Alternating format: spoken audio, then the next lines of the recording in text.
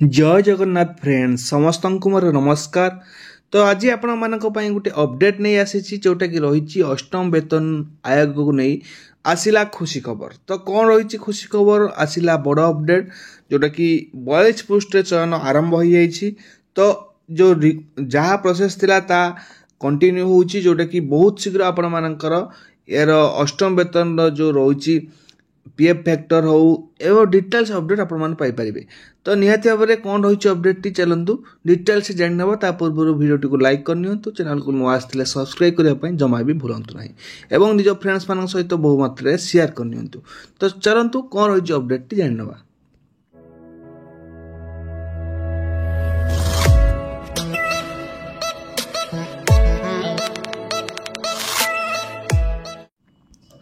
देखिपे ये रही आम अष्टम 8th पे कमिशन सरकार अष्टम वेतन कमिशन गठन पर प्रस्तुति जोरदार करिसेंती। अर्थ मंत्रालय व्यय विभाग 42टी पदवी पूरण प्रक्रिया आरंभ करिछि जेउथिरे अध्यक्ष एवं अन्य 2 सदस्य नियुक्ति अंतर्भुक्त।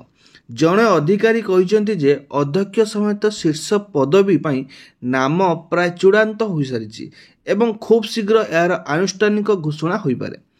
42टी पदवी रे नियुक्ति एवं अध्यक्ष नियुक्ति पई प्रस्तुति व्यय विभाग एप्रिल 21 तारीख रे 2टी पृथक सर्कुलर जारी करी अष्टम वेतन कमिशन पई 40 जन अधिकारी को नियुक्ति देवा पई निर्देश देइतले। एही पदवी गुड़िक मध्यरु अधिकांश विभिन्न सरकारी विभाग अधिकारी माने डेपुटेशन आधार रे पूरण करिवे। यह व्यतीत अध्यक्ष एवं अन्य 2 जन गुरुत्वपूर्ण सदस्य को पृथक भाव में चयन करा जिवो। नियुक्ति पाइथिबा अधिकारी मानक मध्यरे 2 जन निर्देशक उपसचिव 3 जन अंडर सेक्रेटरी एवं 37 जन अन्य कर्मचारी रहिबे। सद्धवर्त शर्तावली चूड़ांत हेबा परे सेमानंकु आवश्यक प्रस्तुति करिवार दायित्व दिया जिवो। तापर कोन रही देखिबा अष्टम वेतन कमिशन गत थर तुलन में कम सदस्य रहिबे। जदि आम पूर्व गठन उपरे नजर पकाइबा तेबे सप्तम वेतन कमिशन रे मोट 45 जन सदस्य थिले जेउथिरे अध्यक्ष 18 जन सचिवालय कर्मचारी 16 जन परामर्शदाता एवं 7 जन अन्य कर्मचारी थिले। सप्तम वेतन कमिशन नेतृत्व जस्टिस अशोक कुमार माथुर नेतृत्व में कराइथिला। षष्ठ वेतन कमिशन रे मध्य 4 जन सदस्य थिले किंतु सचिवालय रे 17 जन कार्य करुथिले। पंचम वेतन कमिशन रे मात्र 3 जन सदस्य थिले प्रारंभिक पर्याय रे। प्रथम वेतन कमिशन रे 9 जन एवं द्वितीय रे 6 जन एवं तृतीय और चतुर्थ वेतन कमिशन रे 5 जन सदस्य थिले।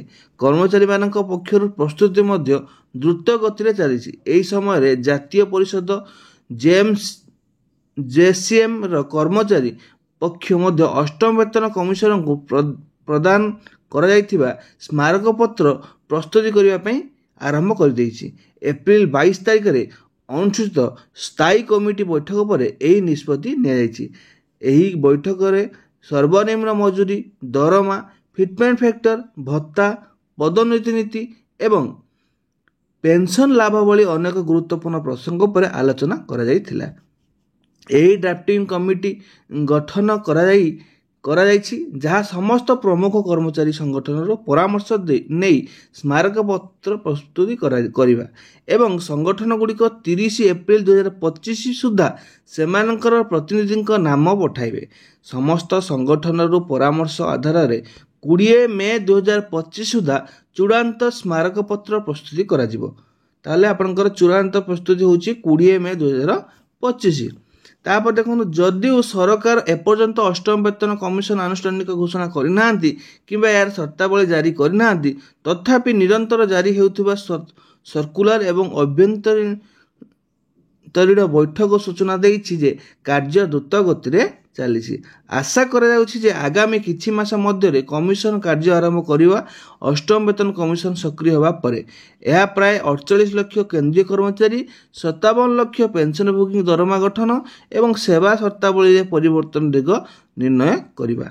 तो यही आपण मानक अपडेट टी जोटा कि अष्टम वेतन को नहीं खूब शीघ्र आपको एक नुआ अपडेट आसीबो जहाँद्वारा कि आपणकर कमिटी गठन होला परे ताहा चूड़ांत प्रक्रिया रे पहुँचो। तो यही आज अपडेट अष्टम वेतन को नहीं वीडियो भल लगी लाइक करेंगे शेयर करेंगे अधिक अधिक इनफॉरमेशन जानापी चैनल को सब्सक्राइब करेंगे। बहुत सारा अपडेट आपको आसवाक जाऊँगी रही आज ये पुणी देखा नुआ वीडियो से पर्यटन विदाय नौची। नमस्कार, जय जगन्नाथ।